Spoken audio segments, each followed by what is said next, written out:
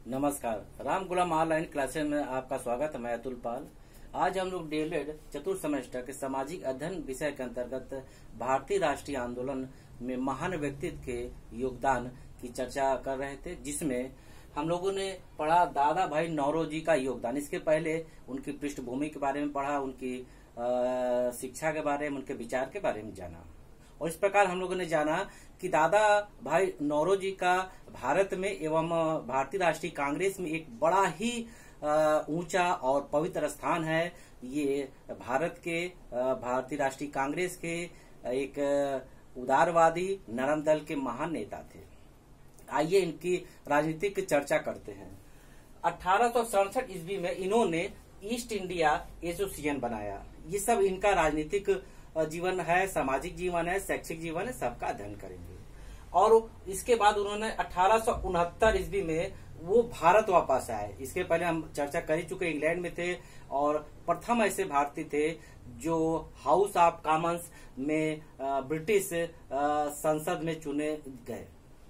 जब ये 1969 में भारत आते हैं तो देखते हैं कि भारत में अंग्रेजों का राज है एवं शोषण हो रहा है और हमारे भारतीय अत्यधिक शोषित हो रहे हैं। तो इनके मन में भारतीयों की सेवा भाव आता है और ये शुरू से उदारवादी रहे हैं एवं सामाजिक रूप से जनता का हित चाहते हैं, समाज का हित चाहते हैं। तो उन्होंने पूरे भारत को देखा, भ्रमण किया। उनके मन में एक दया की भावना आई, एक सहानुभूति की भावना आई कि हम अपने देशवासियों के लिए कुछ करेंगे, अपने स्तर से, शैक्षिक स्तर से, सामाजिक स्तर से, बौद्धिक स्तर से।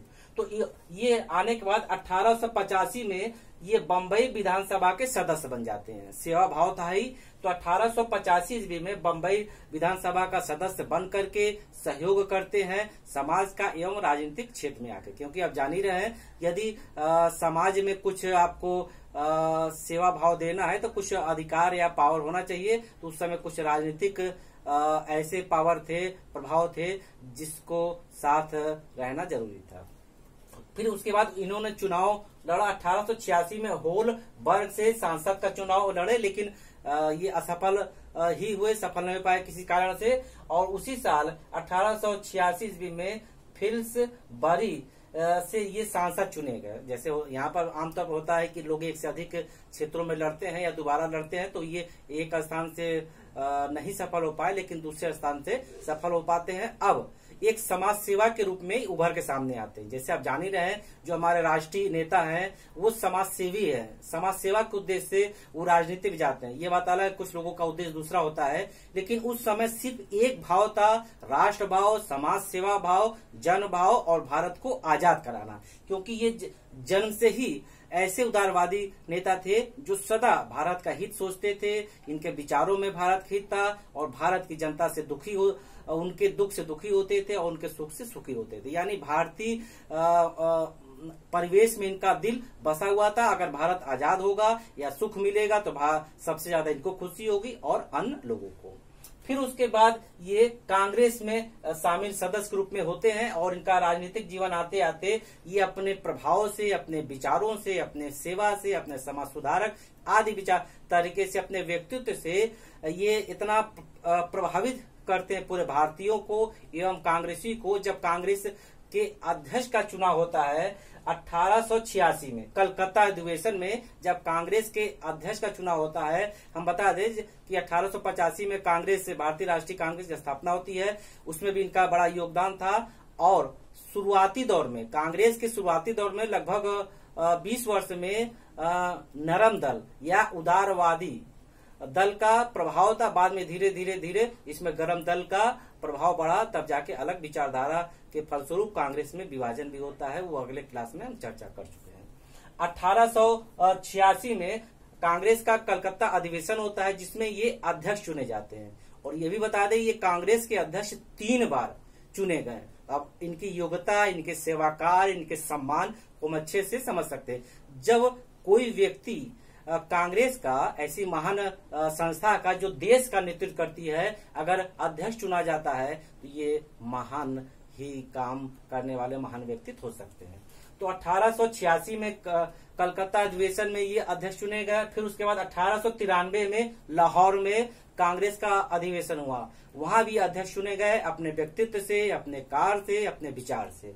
फिर 1906 में भी कलकत्ता में कांग्रेस का अधिवेशन होता है, वार्षिक अधिवेशन होता है। उसमें कांग्रेस द्वारा अपने अध्यक्ष का चुनाव होता है। उसमें ये 1906 में भी कांग्रेस के अध्यक्ष चुने जाते हैं। प्रश्न बनता है कि दादा भाई नौरोजी कांग्रेस के कितने बार अध्यक्ष बने? 3 बार। कब कब? 1886 ईस्वी में, 1893 ईस्वी में, 1906 ईस्वी में। अब आगे देखते हैं। और उसके बाद उन्होंने अपने जब 1906 में कांग्रेस का अध्यक्ष बनते हैं तो अपने अध्यक्षीय भाषण में उन्होंने कुछ बातों कहा। उसके बाद भारत की सेवा के लिए कुछ अन्य मांगे भी रखी, आगे चर्चा करते हैं। उन्होंने कहा कि भारतीय गरीबी का कारण अंग्रेजी सरकार है। उन्होंने अपने अध्यक्षीय भाषण में कहा कि भारत में जो निर्धनता है, गरीबी है या लोगों का निम्न स्तर है, इसका मुख्य कारण औपनिवेशिक शासन अर्थात अंग्रेजी शासन। क्योंकि अंग्रेजी शासन जो है वो अपने शोषण के कारण भारतीयों का हर प्रकार से शोषण कर रही है। आर्थिक कारण हो, राजनीतिक कारण हो, सामाजिक कारण हो, शैक्षिक कारण हो, हर प्रकार से भारतीयों को दबा रही है, जिस कारण भारतीय अपनी योग्यता के कारण भी किसी भी क्षेत्र में बढ़ नहीं पा रहे हैं, आगे नहीं आ पा रहे हैं। और इन्होंने 1853 ईस्वी में बम्बई एसोसिएशन की स्थापना की। ये सारे राजनीतिक इनका क्षेत्र रहा है। समय समय पर वो विभिन्न कारण से, राजनीतिक कारण से, सामाजिक कारण से, शैक्षिक कारण से विभिन्न संस्थाओं का सहयोग देते एवं उसकी स्थापना करते रहे। अब देखते हैं कि भारत में उस समय इंडियन सर्विस सेवा, जिसको सिविल सेवा कहते हैं, जो सबसे बड़ा प्रशासनिक पद माना जाता था, उसकी परीक्षा हम बताए भी हैं, पुनः बता दें। उसकी परीक्षा पहले जब चर्चा करें उसके पहले इंग्लैंड में केवल होती थी और माध्यम अंग्रेजी था। सुनिए, ICS की IIS की परीक्षा, कहीं कहीं ICS भी लिखा रहता है। इंडियन सिविल सर्विस की परीक्षा उस समय केवल इंग्लैंड में होती थी और परीक्षा का माध्यम अंग्रेजी होता था। अब सोचिए कि आज भी इंग्लैंड जाना हो तो शायद बहुत कम लोगों को ही वो इस जाने के योग्य हैं या जाने के बारे में सोचेंगे। उस समय क्या था, लेकिन संजोग से ये उस समय थे तो लोगों के समक्ष ये मांग रखे, अंग्रेजी सरकार के समक्ष ये मांग रखे, जो परीक्षा इंग्लैंड में होती है, सिविल सर्विस की परीक्षा, इंडियन सर्विस की परीक्षा और माध्यम अंग्रेजी था। वो अंग्रेज इसलिए रखते थे कि उनके बच्चे ही उस क्षेत्र में आगे जाएं, क्योंकि अंग्रेज जन्म से इंग्लिश मीडियम के बच्चे पढ़े होते थे और उसी हिसाब से वो तैयारी करते थे। क्योंकि हम आपको बता दें, उस समय इंडियन सिविल सर्विस की परीक्षा सबसे बेस्ट परीक्षा थी और सबसे अच्छी सर्विस थी, क्योंकि वेतन बहुत अच्छा था, सुख सुविधा अच्छा था, प्रशासनिक अधिकार अच्छा था, अच्छे बंगले मिलते थे। यानी हर प्रकार से हम कह सकते हैं ऐसी नौकरी जो राजसी ठाट बाट की हो, तो उस समय हर कोई चाहते थे। और अंग्रेज कभी नहीं चाहते थे कि इस पद पर भारत के योग्य व्यक्ति आए, क्योंकि वो आएंगे अपने देश के लिए काम करेंगे। इसलिए वो परीक्षा इंग्लैंड में करवाते थे और माध्यम अंग्रेजी रखते थे, क्योंकि जानते थे भारतीयों की जो भाषा है, मातृभाषा, वो हिंदी है। और वो जानते थे बहुत कम ऐसे लोग होंगे जो ये जानते होंगे और बहुत कम ऐसे लोग होंगे जो इंग्लैंड जाके परीक्षा दे पाएंगे। तो इन्होंने ये मांग की अंग्रेजी सरकार से कि जो परीक्षा होती है, इंडियन सिविल सर्विस की जो परीक्षा होती है, वो इंग्लैंड और भारत में एक साथ हो, परीक्षा हो इंग्लैंड और भारत में एक साथ हो। उससे ये होगा जो भारतीय हमारे योग्य हैं इस पद पे जाने के लिए, भारत में रहते हुए परीक्षा को देंगे। जो कठिनाई थी, आर्थिक कठिनाई के कारण बहुत ऐसे योग्य थे जो व्यक्ति जो नहीं जा पाते थे। ये जबकि आप जान ही रहे कि ये हाउस ऑफ कॉमन्स के सदस्य थे एक तो उस कारण से ब्रिटिश सांसद होने के कारण भी ये अपनी बातों को वहां तक पहुंचाए और अपने प्रभाव से, अपने उद्बोधन से, अपने विचारों से उनको इस पक्ष में राजी कर लिया कि वो परीक्षा इंग्लैंड और भारत में एक साथ सिविल सर्विस की हो। बाद में वहां से प्रस्ताव पारित भी हो गया कि ये परीक्षा इंग्लैंड और भारत में एक साथ हो। ये हम कह सकते हैं ये एक महान उपलब्धि है कि शैक्षिक क्षेत्र में कि इन्होंने भारत के योग्य व्यक्तियों को जो किसी कारण, आर्थिक कारण या किसी कारण से वो दबे जा रहे, तो भारत में जब परीक्षा होगी तो ऐसे लोग निखर के आएंगे और हमारा देश आगे बढ़ेगा। हम कह सकते हैं शैक्षिक सेवा के क्षेत्र में या शैक्षिक क्षेत्र में दादा भाई नौरोजी का बहुत बड़ा योगदान माना जाता है। अब आगे देखते हैं। और सामाजिक क्षेत्र में भी इन्होंने बहुत कुछ काम किया, जगह जगह छोटे छोटे संस्था को बनाया एवं दौरा किया एवं सामाजिक रूप से उनको प्रेरित करने का, आगे बढ़ने का, जन जागरण करने का और उनको अधिकार के बारे में बताने के लिए उन्होंने बहुत प्रयास किया। और उनका ये मानना था जो सरकार है भारत में, जो अंग्रेजी सरकार है, उसको पशु बल का प्रयोग नहीं करना चाहिए, नैतिक बल का प्रयोग करना चाहिए। और उन्होंने भारतीयों के हित में 3 मांगे रखी। अंग्रेजी सरकार के समक्ष भारतीयों के हित में 3 मांगे रखी। क्या क्या मांग रखी देखते हैं। पहली मांग रखी कि भारतीयों को स्वराज्य पाने का अधिकार है। इन्होंने ही, ऐसा कहा जाता है कि 1906 में स्वराज शब्द का प्रयोग इन्होंने किया और उस पर जोर दिया। इन्होंने कहा कि भारतीयों को स्वराज पाने का अधिकार है। दूसरा कहा उच्च सरकारी पद पर भारतीयों को नियुक्त होने का अधिकार है, यानी पद पर जाने का अधिकार है। तीसरा, न्यायपूर्ण आर्थिक नीति बनाया जाए भारतीयों के परिप्रेक्ष्य में।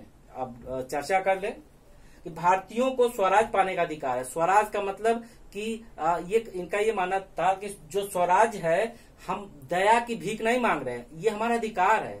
हम स्वराज कह रहे हैं, हमको चाहिए तो दया नहीं चाहिए, दया के भीख नहीं चाहिए, ये हमारा अधिकार है, आप हमको दीजिए। हमारा देश है, हम इस काबिल हो रहे हैं, हो चुके हैं कि हम अपना आंतरिक स्वशासन चला सके जहां तक हो सके। तो इन्होंने इसकी मांग रखी। दूसरा, इन्होंने कहा उच्च सरकारी पद पर जाने के भारतीय योग्य है। जैसे सिविल सर्विस की परीक्षा तो भारत में करवाया इंग्लैंड के साथ, लेकिन अन्य जो उच्च पद थे उस पर इससे पहले आजादी के समय की बात है, स्वतंत्रता आंदोलन समय की बात है कि हर उच्च पद पर भारतीयों को जाने का कोई अवसर ही नहीं था। जो थे सब अंग्रेजी थे, केवल जैसे सैनिक पद, कर्मचारी पद पर ही भारतीयों को लेते थे और उच्च पद पर या महत्वपूर्ण पद पर उनको जाने का अवसर ही नहीं था, वो पहुंच ही नहीं पाते थे। तो ये भी उन्होंने कहा कि जो सरकारी उच्च पद है उस पर भी भारतीयों को नियुक्त किया जाए, वो इसके हकदार है। न्यायपूर्ण आर्थिक व्यवस्था, यानी अंग्रेजों का जो भारतीय परिप्रेक्ष्य में आर्थिक नीति बनाई जाती है, व्यापार के क्षेत्र में, कृषि के क्षेत्र में, आयात निर्यात के क्षेत्र में, आदि क्षेत्र में, तो न्यायपूर्ण हो। न्यायपूर्ण का मतलब हो भारतीय विकास में, भारतीय समाज में, किसानों के हित में ध्यान में रख करके नीति बनाए, जिससे हमारे देश के लोग भी आगे बढ़े। और इन्होंने बार बार कहा कि सरकार को पशु बल का प्रयोग नहीं करना चाहिए, न्याय का अर्थात नैतिक बल का प्रयोग करना चाहिए। पशु बल का मतलब जान ही रहे हैं कि जिसका पशु के समान व्यवहार किया जाता है, जिसका कोई दायित्व नहीं होता है। इसलिए सरकार को पशु बल का प्रयोग नहीं करना चाहिए, बल्कि नैतिक बल का प्रयोग करना चाहिए। आइए आज हम लोग इनके बारे में अध्ययन किए, हम पुनः देखे क्या सीखा। तो हम इनको कहते हैं कि इनके बारे में कहा जाता है कि क्या पहले कौन ऐसे भारतीय थे जो हाउस ऑफ कॉमन्स में सदस्य बने, यानी ब्रिटिश सांसद बने। तो इनका नाम आता है दादा भाई नौरोजी। और ये आता है कि वयोवृद्ध पुरुष किसे कहते हैं, दादा भाई नौरोजी को। और वृद्ध पितामह के रूप में यही जाने जाते हैं। और इन्होंने जो पुस्तक लिखी poverty and un British rule in India, ये किसने लिखा, नेहरू ने लिखा। और कौन ऐसे भारतीय नेता थे जिन्होंने सिविल सर्विस की परीक्षा इंग्लैंड के साथ भारत में करवाने का प्रस्ताव दिया एवं पारित करवाया एवं स्वीकृत करवाया, तो इन्हीं का नाम आता है। इस प्रकार हम देखते हैं कि एक उदारवादी की जो श्रृंखला चल रही थी वो इस योगदान में यहाँ तक पूरी होती। हमको 4 उदारवादी और 4 उग्रवादी यानी गरम दल के नेता पढ़ना है। अगली श्रृंखला में भारतीय राष्ट्रीय संग्राम के योगदान में जो अगली श्रृंखला है वो पढ़ेंगे नेताजी सुभाष चंद्र बोस, क्योंकि हम जानते हैं जो सुभाष चंद्र बोस है वो उग्र स्वभाव के रहे हैं और इस प्रकार उनके बातों को, विचारों को अच्छे से जानेंगे, समझेंगे। नमस्कार।